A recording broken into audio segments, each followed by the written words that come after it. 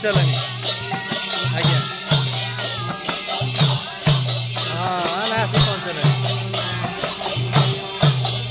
ଏ ଅଛନ୍ତି ଏଇନା ଚାଲିଛି ଆମ ନାମ ହେରିକା ତ ଚାଲିଛି ଆଉ ଆରମ୍ଭ ହେଇନି ଆଉ କରିବେ କେତେବେଳେ କଥା ଅଧଘଣ୍ଟା ପରେ ଆଜ୍ଞା ହଁ ଅଛନ୍ତି ସାଧନ ମାରିଆ ସବୁ ଆସୁଛନ୍ତି ସାଧୁବନ୍ଧ ମାନେ ବି ଆସିଛନ୍ତି ଏମିତି ଆଉ ଆଜ୍ଞା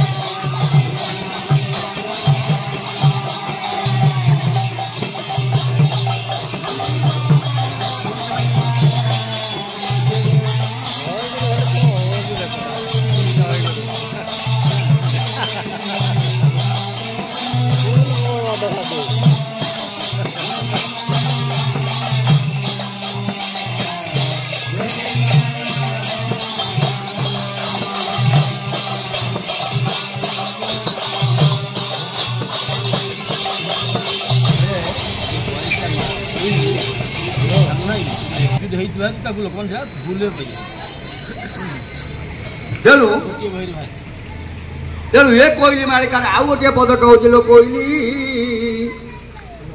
ये खोल खंड अनेक होइबे लो कोईली खोल खंड अनेक होइबे खोल लगाई परर धन हरुथिबे लो कोईली खोल खंड अनेक होइबे लो कोईली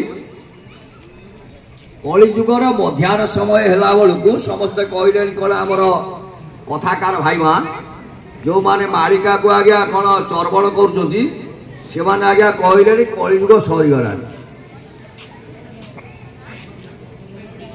समस्ते कहते कलिजुग सईला अनंत युग आसला आज्ञा कलिजुगर जदि आम हिसाब को जीवा एटी मोर महान महान ज्ञानी माने सब अच्छा तीन जन मो जानिबारे अजानत लगे केते ज्ञानी मंच उपर अच्छा ठीक ना जड़े हूँ हरिओम बाबा जड़े हूँ आनंद बाबा जड़े हूँ मोर महिषीधर बाबा आउ अनेक ज्ञानी माने अच्छा से ना मोर मन पड़े ना कई आज्ञा मन मन रागे ना तेणु तुम मान ज्ञान को मु अनेक सम्मान जनाऊँगी आपण मान सम्मान जनाऊँगी 4,32,000 कलिजुगर आयुष ता भर व्यास कहले कलिजुग भोग कर 10,000 वर्ष बर्तमान पांजी हिसाब से आपणकर 5,125 वर्ष है कलिजुग भोग आउ जहा रही आ भितरे आमे माने सब कहूँ कलिजुग सरीला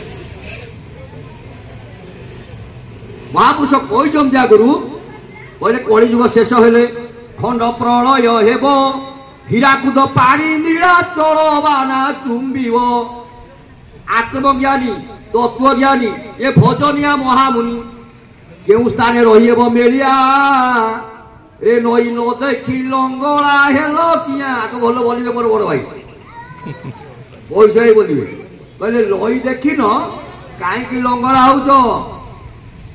नई देख पानी केते अच्छी देखी सार तापर देखा ना जमी आम दिने जड़े लोक कहले हरिकी डाकुच हरिकी डाक न पार्छ लुगा पानी पचा हरिकी डाकू ना ना अरे लुगा को छाड़ू ना जदि लुगा को धर धर हरिकी डाकू डाक द्रौपदी आज्ञा कौन कला जिते बड़े लुगा को धरती गोटाए हाथ टेकी आज्ञा प्रभु रक्षा कले कि ନା ଯେତେବେଳେ ଦୁଇ ହାତକୁ ସମର୍ପଣ କରିଦେଲା ପୂର୍ଣ୍ଣ ସମର୍ପଣ ସେତେବେଳେ ଦ୍ରୌପଦୀର ଲଜ୍ଜାକୁ ନିବାରଣ କଲା ମୋର ପ୍ରଭୁ।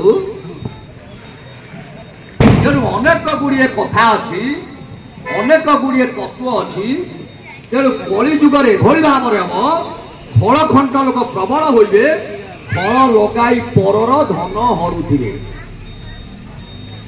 ଧନ କାହା ପାଖରେ କେତେ ରହିଲା ତାକୁ ଆପଣଙ୍କ ଘରେ ଫଳ ଲଗେଇଦେବେ, ଦ୍ୱନ୍ଦ୍ୱ ସୃଷ୍ଟି କରେଇଦେବେ, ସେ ଧନକୁ କେମିତି ଆଜ୍ଞା ହରଣ କରିଦେବେ, ଆପଣଙ୍କୁ ଗରିବ କରିବେ ବା ବଡ଼ ଲୋକ କରିବେ। ଯେ କଳି ଯୁଗରେ ହେବ ଏଇଆ। କାରଣ ଲୋକ କହିଲି ଏ ଗୋଲାଡ଼ି ତ ବିତି ବହୁଦିନ, ଏ ଗହନ ବଚନ ସବୁ ଛାଡ଼ିବେ ବହନ ଲୋକ କହିଲି। ଗୋଲାଡ଼ି ତ ବିତି ବହୁଦିନ। ଆପଣ କହିବେ ଗହନ ବଚନ କଣ? ବାପା ମାଙ୍କ ଭୁଲକୁ କେହି ମାନିବେ ନାହିଁ କଳି ଯୁଗରେ। ଗୀତା ଭାଗବତ ଆଉ ପଢା କାହା ଘରେ ହବ ନାହିଁ। ଗୀତା ଭାଗବତ ଆଜ୍ଞା ବନ୍ଦ ହୋଇଯିବ। ଗୀତା ଭାଗବତ କେହି ପଢିବେ ନାହିଁ। ଗୀତା ଭାଗବତର ନିୟମରେ କେହି ଚଳିବେ ନାହିଁ। ଯଦି ଗୀତା ଭାଗବତ ନିୟମକୁ ନେଇକି ଆମେ ଚଳିବା ଆମର କୌଣସି ଅସୁବିଧା ହବ ନା। ଆମେ ନିଶ୍ଚିତ ଭାବରେ ଗୀତା ଆଉ ଭାଗବତକୁ ଟିକେ ଟିକେ ପଢନ୍ତୁ। କାହିଁକି ନା ସବୁ ଆଗେ ଆମେ ଯିବ ନା। ଭାଗବତ ହଉଛି ପରମ ପରମ ସାଙ୍ଗରେ ଯଦି ଜୀବର ଭାବ ହେଇଯିବ ତେବେ ଆଜ୍ଞା ନିଶ୍ଚିତ ଭାବରେ ମୁକ୍ତି ହେଇଯିବ। ବୋଲ ଆନନ୍ଦ କବା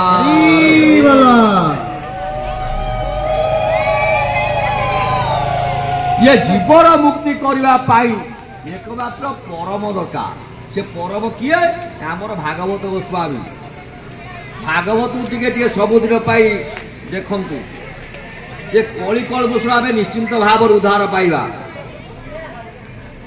माँ कौन भूल है कि कहवा आ कहीं टुपुरुटा पर मु पूरा लक्ष्य रखी सबुआड़े आ टुपुरुटा पर आमको टे खराब लगे।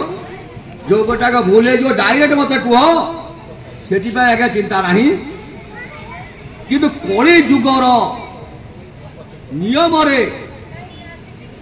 जदि आम चलवा निश्चिंत भाव आम ठीक हम। माँ मैंने आउ गोटे कथा कहूँ जोड़ हस्त कर नवेदन कर कहीं मो रागब ना। थे जदि मुंडर अवगुंठन खसी जाए स्वामी आयुष क्षति हुए। अवगुंठन कौन ना मुंडे जो लुगा दिखती।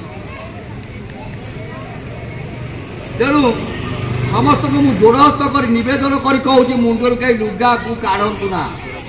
समस्ते मुंडे लुगा दिंतु।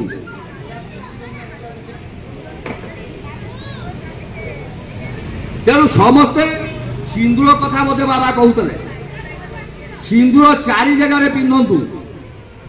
कौटी आपण मैंने प्रश्न करेंगे कौटी देखो आप श्रीमते सिंदूर पिंधु स्वामी मंगल पाई। श्रीमतरे यदि सिंदूर पिंधु स्वामी मंगल हम। जदि त्रिकुटर सिंदूर देव इष्टदेव शांति हे।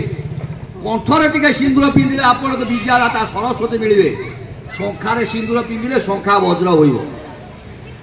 ये 4 जगह सिंदूर पिंधतु। मुंडे टिके अवगुंठन दिंतु। माँ मंगला पाक आस माँ मंगला का मुंडे लुगा रखी ना खाली खाली कर आम जिते गुड़े साधु सन्यासी से माने मुंडे गोटे ठेका बुड़ा कहीं ना मुंडे पाप बास करे।